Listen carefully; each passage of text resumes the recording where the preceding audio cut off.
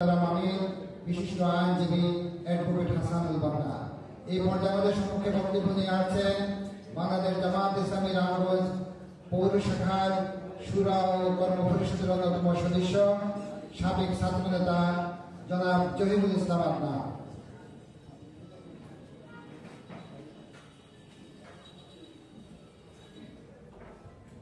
আউযু বিল্লাহি মিনাশ শাইতানির রাজীম। বিসমিল্লাহির রহমানির রহিম। 16 ডিসেম্বর আমাদের কাঙ্ক্ষিত বিজয় দিবস। স্বাধীনতার 54 বছর আমরা অতিবাহিত করেছি, কিন্তু আমরা স্বাধীনতার আসলে সেই সুফল কি পেয়েছি? সম্মানিত উপস্থিতি, আজকের এই 16 ডিসেম্বর মহান বিজয় দিবস উপলক্ষে গণমানুষের সংগঠন বাংলাদেশ জামাত ইসলামী রামগঞ্জ উপজেলা এবং পৌরসভা কর্তৃক আয়োজিত আজকের এই বিজয় দিবস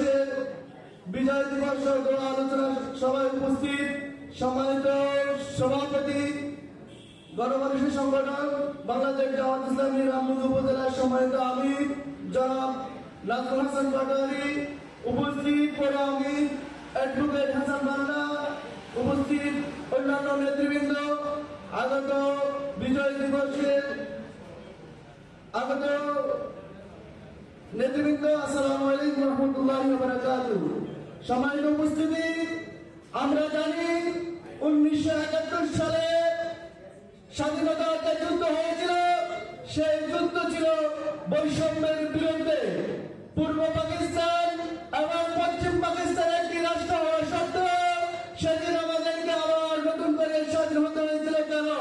সেটা ছিল পশ্চিম পাকিস্তান পূর্ব পাকিস্তানের সাথে বৈষম্যমূলক আচরণের কারণে।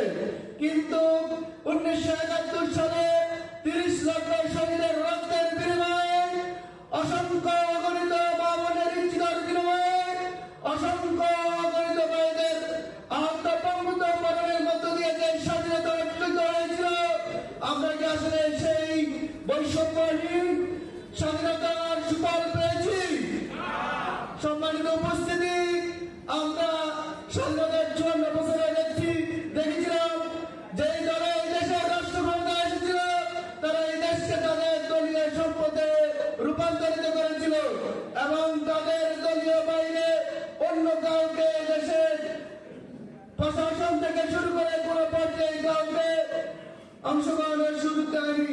সম্মানিত উপস্থিতি, আমরা সেই বৈষম্যহীন রাষ্ট্র গঠনে 2024-এ নতুন ভাবে স্বাধীনতা অর্জন করেছি ছাত্র জনতার বিপ্লবের মাধ্যমে।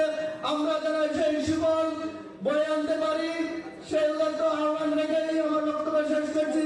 আসসালামু আলাইকুম ওয়া রাহমাতুল্লাহ। মাঝখানে করিডোর বন্ধ করবেন না, ওখানে তো বসা যায়, চেয়ার তো বাইর করার প্রয়োজন নাই। সম্মানিত উপস্থিতি, 16 ডিসেম্বর মহান বিজয় দিবস উপলক্ষে বাংলাদেশ জামাত ইসলামী রামগঞ্জ উপজেলা শাখার উদ্যোগে আয়োজিত আজকের এই আলোচনা সভায় এই পর্যায়ে আমাদের সম্মুখে বক্তব্য নিয়ে আসছেন বাংলাদেশ জামাত ইসলামী রামগঞ্জ উপজেলা শাখার শুরা ও কর্ম পরিষদের অন্যতম সদস্য, বিশিষ্ট আলেমদ্বীন ও বিশিষ্ট রাজনীতিবিদ মাওলানা মোহাম্মদ আবু সালেহ।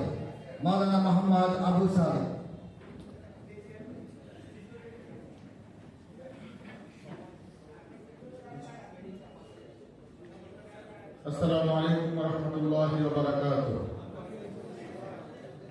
নাহমাদুহু ওয়া নুসাল্লি আলা রাসূলিহিল কারীম, আম্মা বা'দ। বাংলাদেশ জামাত ইসলামী রামগঞ্জ উপজেলা কর্তৃক আয়োজিত 2024 সালের 16 ডিসেম্বর বিজয় দিবস উপলক্ষে আয়োজিত আজকের এই আলোচনা সভা দেওয়া অনুষ্ঠানে প্রধান অতিথি হিসেবে উপস্থিত আছেন রামগঞ্জ উপজেলার সম্মানিত আমির জনাব নাজমুল হাসান পাটোয়ারি, উপস্থিত আছেন রামগঞ্জ পৌর শাখার সম্মানিত আমির জনাব অ্যাডভোকেট হাসানুল বান্না এবং উপস্থিত বিভিন্ন পর্যায়ের নেতৃবৃন্দ, প্রত্যন্ত অঞ্চল ইউনিয়ন পর্যায়ে এবং ওয়ার্ড থেকে আগত নেতৃবৃন্দ, মহান মনিবের শুকরিয়া আদায় করছি যিনি আজকে আমাদেরকে বুক খুলে মাথা উঁচু করে স্বাধীনতার সুফল ভোগ করার সুযোগ করে দিয়েছেন। সকলে পড়ছি আলহামদুলিল্লাহ। 200 বছরের ইংরেজ শাসন শেষ করে এই বাংলাদেশ স্বাধীনতা অর্জন করেছিল। পাকিস্তান হয়েছিল 47 সালের যুদ্ধের মাধ্যমে। পরবর্তীতে পাকিস্তানের শোষণ, নির্যাতন, নিষ্পেষণের কারণে 25 বছরের গোলামীর বিরুদ্ধে বাংলাদেশের আপামর জনতা রুখে দাঁড়ানোর প্রেক্ষিতে 1971 সালে বাংলাদেশ পুনরায় স্বাধীনতা অর্জন করেছে। আজকে সেই 16 ডিসেম্বর আমরা বিজয় দিবস উদযাপন করার জন্য এখানে আসতে পেরেছি। কিন্তু আমরা দেখতে পাচ্ছি বিগত 53-54 বছর যাবৎ প্রকৃত পক্ষে বাংলাদেশের আপামর জনতার যেই স্বাধীনতার আশা পোষণ করেছিল সেই স্বাধীনতা ভোগ করতে পারে নাই। আমাদের প্রতিবেশী রাষ্ট্র ভারতের কারণে প্রতিবেশী রাষ্ট্র ভারত 54টি বছর তাদের গোলামদেরকেই বা তাদের মাধ্যমেই নির্বাচনের ভাবে খেলা করে, নির্বাচন নামক খেলার মাধ্যমে তারা বারবার সরকার পরিবর্তন করেছে। কিন্তু সেই সরকারগুলো ভারতের গোলামি করতে বাধ্য হয়েছিল। সম্মানিত উপস্থিতি, আপনারা জানেন গত 15-16 বছর যাবৎ বাংলাদেশের আকাশে একটি জঘন্যতম সরকার মানুষের ঘাড়ের উপরে প্রতিষ্ঠিত ছিল বিভিন্ন অজুহাতের মাধ্যমে, নির্বাচনের মাধ্যমে। কিন্তু প্রকৃত পক্ষে তারা নির্বাচন নয়, রাতের ভোট, দিনের ভোট রাতে পূর্বে গ্রহণ করে তারা ক্ষমতায় অধিষ্ঠিত ছিল। সম্মানিত উপস্থিতি, 24 সালের 5ই আগস্ট জুলাইয়ের আন্দোলনের মাধ্যমে আমরা ভারত থেকে স্বাধীন হয়েছি, ঠিক কিনা? বাংলাদেশ 71 সালে পাকিস্তান থেকে স্বাধীনতা অর্জন করেছে ঠিকই, কিন্তু প্রকৃত স্বাধীনতা হয়েছে 24-এর 5ই আগস্ট। এই বাংলাদেশের আগামীতে ভবিষ্যতে ভারতের নাক গলানোর সুযোগ আর দেওয়া হবে না।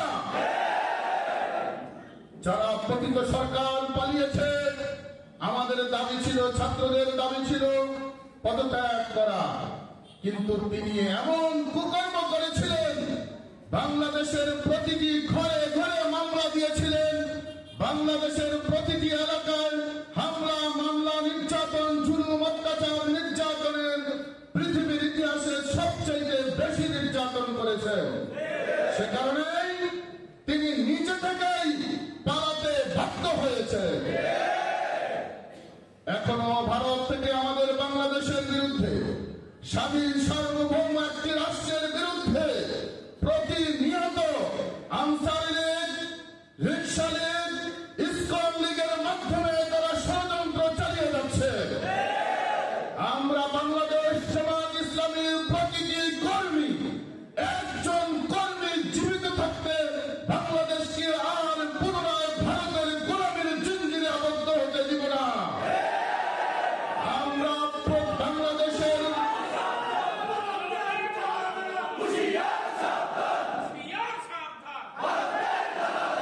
সম্মানিত উপস্থিতি, আমরা বাংলাদেশ জামাত ইসলামের প্রতিটি নাগরিক 1 ইঞ্চি জমিও ভারতের হাতে ছেড়ে দিব না। বাংলাদেশের প্রতিটি নাগরিক প্রয়োজনে রক্ত দিবে। 71 রক্ত দিয়েছেন, 24 সালে হাজার হাজার মা বোন ছাত্র জনতা রক্ত দিয়েছেন।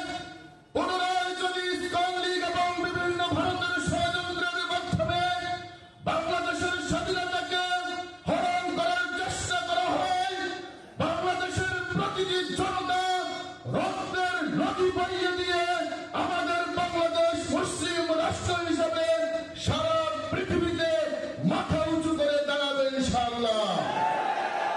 আমরা প্রস্তুতি নেব, আমরা প্রস্তুতি নিচ্ছি। বাংলাদেশের পুনরায় কোন ষড়যন্ত্রকারীর ঠাঁই হবে না। আমি আপনাদের উদাত্ত এই আহ্বান জানিয়েছি। আমরা প্রস্তুতি নিয়ে আগামী দিনে বাংলাদেশ একটি সুন্দর সমৃদ্ধশালী ইসলামী সরকার, ইসলামী রাষ্ট্র ব্যবস্থা কায়েমের মধ্য দিয়ে আল্লাহ তাআলার কাছে এই আহ্বান দোয়া জানিয়ে আমি আমার আলোচনা শেষ করছি। আসসালামু আলাইকুম ওয়া রাহমাতুল্লাহি ওয়া বারাকাতুহু।